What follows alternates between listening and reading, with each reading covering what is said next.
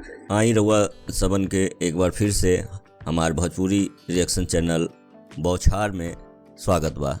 आज के थंबनेल देख के रउआ थोड़ा सा अंदाज़ा लगा ही ले हम कि इधर जावेद साहब के फोटो बा तो उधर लिखल बा ज़बरदस्त कुटाई।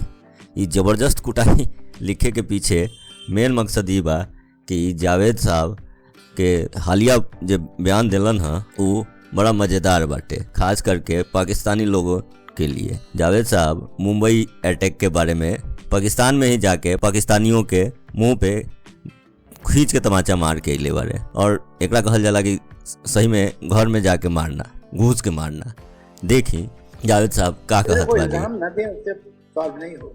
ये अहम बात यह है कि ये जो आजकल इतना गर्म है फिजा, वो कम होनी चाहिए। हम तो बम्बई के लोग हैं, हमने देखा हमारे शहर पे कैसे हमला हुआ था।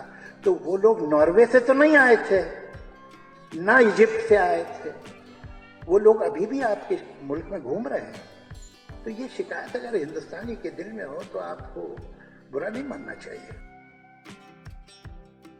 रउआ लोग तनी इनका के पहले सुनी, तब थोड़ा समझे। ये हवन पाकिस्तान के वो समय के मंत्री अपन असेंबली में इमरान खान के सामने का कहत बानी, फिर रउआ इनका के सुनी। अजमल कसाब का पता इंडिया को इन्होंने दिया। इन्होंने इंडिया को पता बताया कि अजमल कसाब जो है, उन्होंने जो फरीदकोट का एड्रेस है वो नवाज शरीफ ने दिया। अगर ये बात गलत साबित हो तो जो चोर की सजा वो मेरी सजा है। प्राइम मिनिस्टर साहब डटे रहना।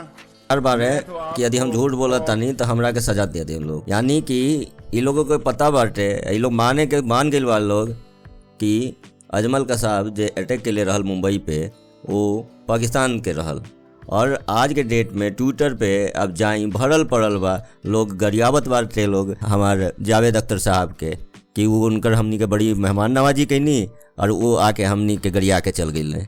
लेकिन हम तो बोलें कि एकरा ज़बरदस्त कुटाई कहल जाई कि उनकरे घर में घुस के तानियों के अच्छा से कुटाई करके आइल बारे जावेद जी, और वो कोनो गलत बात नहीं खन कहले। ट्विटर पे तो ऐसे लग रहा बा लोग, सोशल मीडिया पे बोले पाकिस्तानी लोग खासकर, कि जैसे कि एगो भाई साहब तो कह दिले कि आज हम जानने कि कुत्ता के काहे ना घी पचेला, इस तरह के उपमा दे रहल बारे लोग। और एगो मैडम बारी, उनका तो मत पूछी, ऐसा मिर्ची लागल बाटे कि यूट्यूब पे वीडियो पड़ल बाटे, जाके देखें कैसे वो एकदम बिफर पड़ल बारी। जब सच्चाई ना स्वीकारियन लोग, ये लोग सच्चाई के स्वीकारे को तैयार नहीं थे, तो ये लोग कैसन मुसलमान है, लोग कैसन पाकिस्तानी, इनका के कोनो शर्म नहीं थे। इन लोगों के कोनो शर्म नहीं थे कि 150 से ज़्यादा निर्दोष के मुंबई में वो दिन मार देवल गई रहल, और मारे वाला के रहल इनका यहाँ से भेजल आतंकवादी सब रहल। और यहाँ के जनता आज भी सपोर्ट करता रही सन कि मतलब कि वो ठीक रहल।